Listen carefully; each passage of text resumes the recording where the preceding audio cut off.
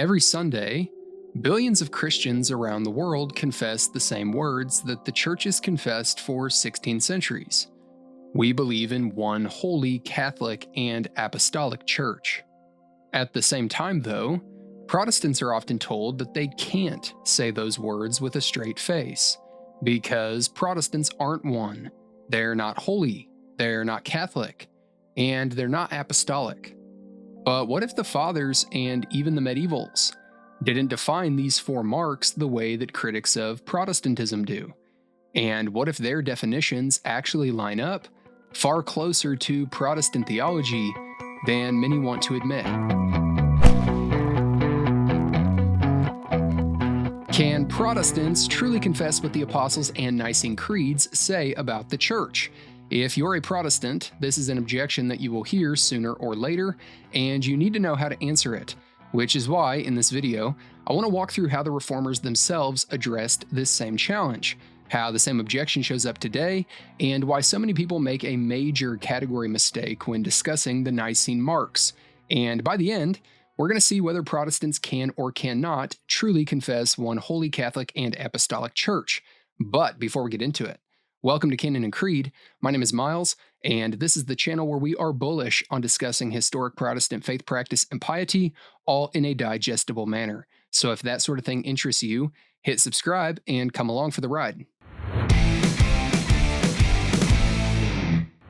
In his book Rock and Sand, Eastern Orthodox priest and apologist Josiah Trenum gives one of the clearest modern examples of this objection. He writes, "The Nicene Creed is a statement of the Christian faith. The creed reads, 'I believe in one holy Catholic and apostolic church.' Protestants may formally affirm belief in the Nicene Creed, but no Protestant maintains a belief in the fourth paragraph of the Nicene Creed in a traditional way, or in the way intended by the Holy Fathers who wrote the creed. This is so in two fundamental areas.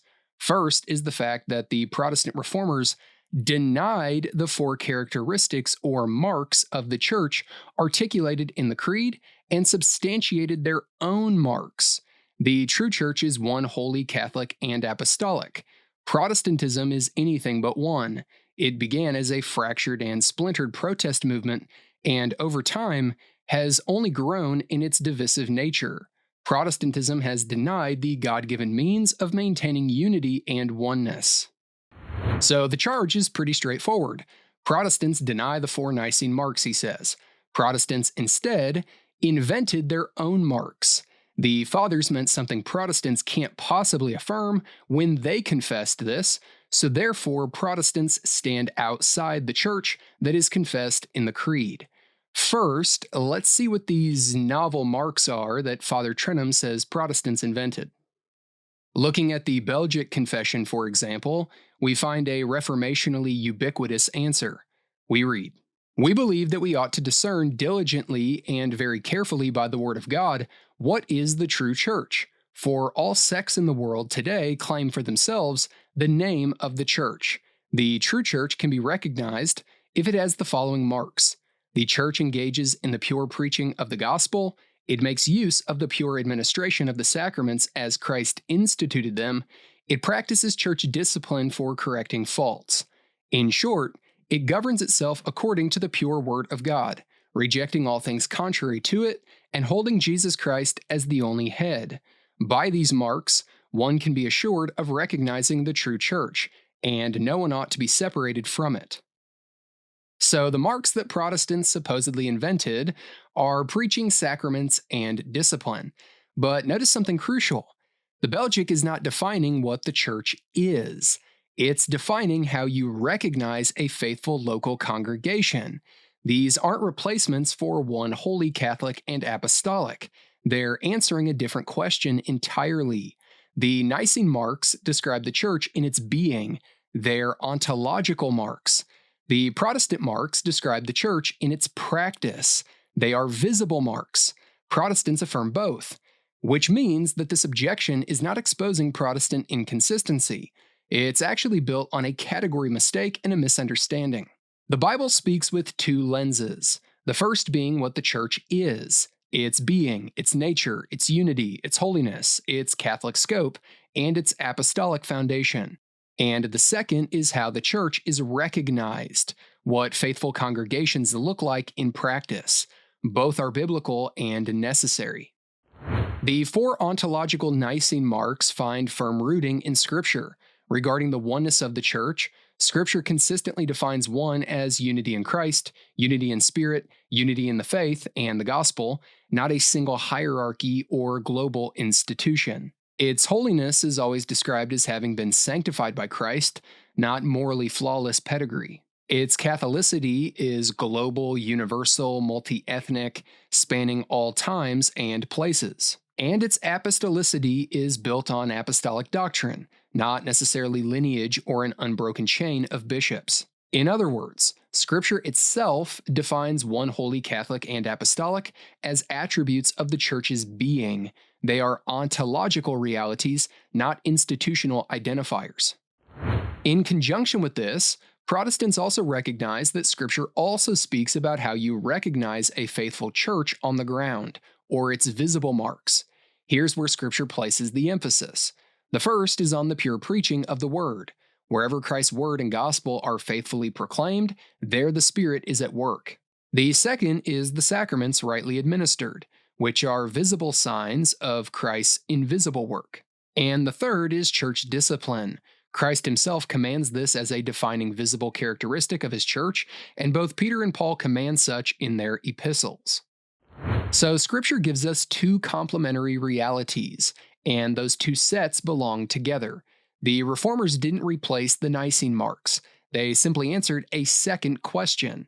What does a faithful local congregation look like? But it's at this point that Protestants can expect the charge to be that this is an entirely novel reading of the Bible, a loophole that Protestants had to come up with and lean on because all of Christian history says otherwise. But is this really true? Irenaeus of Lyon was a 2nd century bishop writing against Gnostic sects in his own day, and in the process, he gives us one of the earliest and clearest explanations of what makes the church one. And notice how he defines that unity.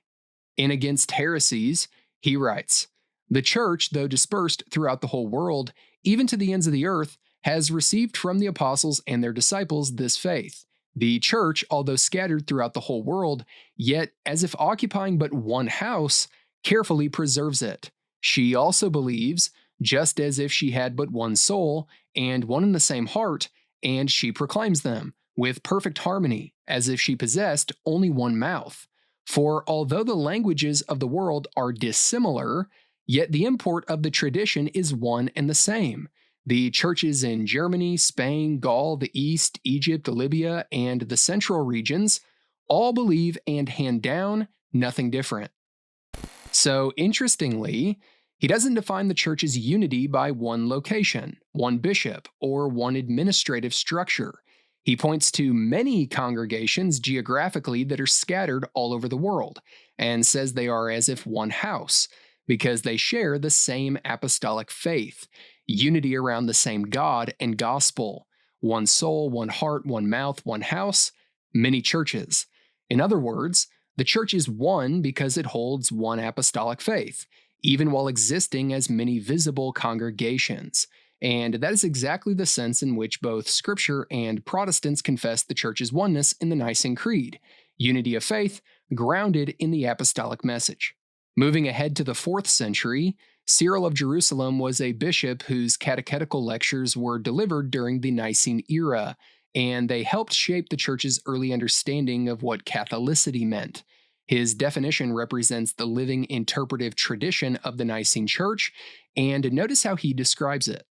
He writes, "It is called Catholic then because it extends over all the earth, from one end of the earth to the other, and because it teaches universally and completely one and all the doctrines which ought to come to men's knowledge, concerning things both visible and invisible, heavenly and earthly, and because it brings into subjection to godliness the whole race of mankind, governs and governed, learned and unlearned, and because it universally treats and heals the whole class of sins, which are committed by soul or body, and possesses in itself every form of virtue, which is named, both in deeds and words, and in every kind of spiritual gifts.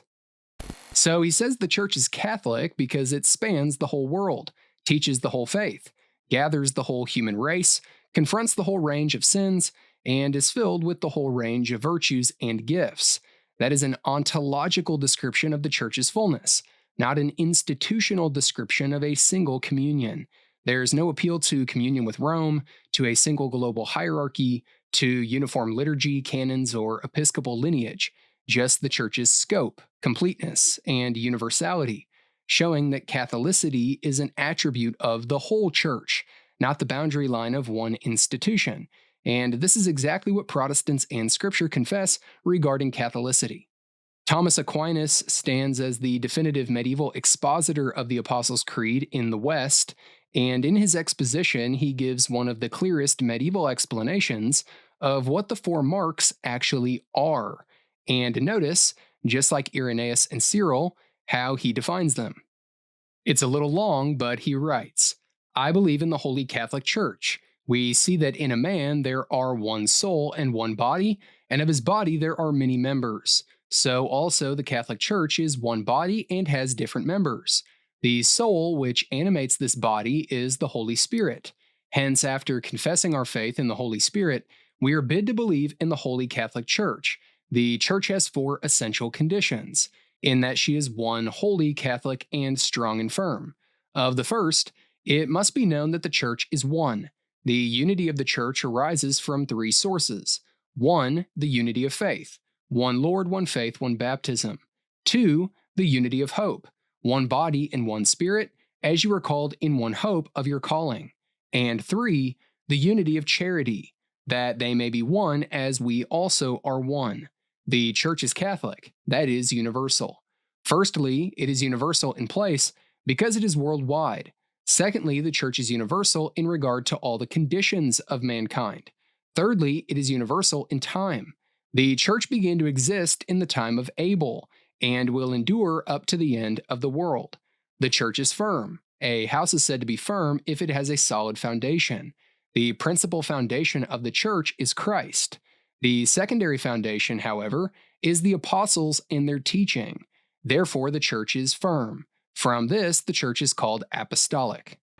And the Reformers themselves explicitly affirmed this same ontological understanding of the Church. For example, Peter Martyr Vermigli, one of the leading architects of Reformed theology, says basically the same thing as Aquinas in his own commentary on the Apostles' Creed.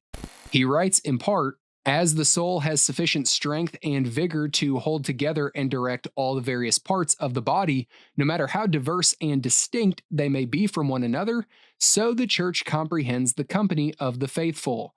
We confess the Holy Spirit in the Creed, then we think of the body of the faithful brought together by Him. Although scattered in various places, the Church is one because of a common faith. You see then that the Church is a divine body held together by the Holy Spirit." So just like Irenaeus and Cyril, Aquinas also treats the four Nicene and Apostles' Creed marks as attributes of the Church's being, ontological marks. He says oneness is unity of faith, hope, and charity. Holiness is the Church sanctified by Christ and the Spirit. Catholic because it's global, timeless for all peoples, stretching back to Genesis. And it's apostolic because it's founded on Christ and the apostolic doctrine. And as Vermigli shows, Protestants agree, which means the Reformers inherited the historic understanding of these marks, they didn't replace them. When we get to the High Reformed Scholastic period in the 17th century, we come across individuals like Francis Turretin, who takes everything that we've seen from the Fathers, Aquinas, and Vermigli, and makes the categories explicit. And notice how he frames the question of the Church's marks. He writes, "As the Church can be viewed either as to internal and mystical state and as invisible, or as to external state and as visible, it can be disputed in different ways about its marks. Either inasmuch as it is invisible for recognizing the true elect and believers, in which sense it has four marks, faith, hope, and love. Inasmuch as it is visible and according to the form of collection and external union. Thus, concerning its marks, it is inquired what are the marks and characters by which the true visible Church, to which believers ought to join themselves for salvation, can be known. The question does not concern the marks of the Christian church in general, for the profession of Christianity sufficiently distinguishes this from the heathen and other unbelievers, but it is treated in particular of the marks of a particular visible church, that we may distinguish an orthodox and purer church from a heterodox and heretical, so that this being found wanting, we may betake ourselves to the communion of that. So, in layman's terms, Turretin draws the line with surgical clarity. The ontological marks identify the church in its being. The visible marks identify a faithful local congregation in its practice. One church in essence, many churches in expression, and Scripture calls the believers to discern the faithful from the false, which is why this popular objection fails. Protestants don't deny or replace the Nicene Marks. We actually preserve their early understanding. Meanwhile, the very critics who accuse Protestants of rejecting the fourth paragraph have quietly narrowed the creed's scope, turning attributes of the whole church into boundary markers of their own communion. Which is why, if you're a Protestant, you don't need to convert, you just need to remember.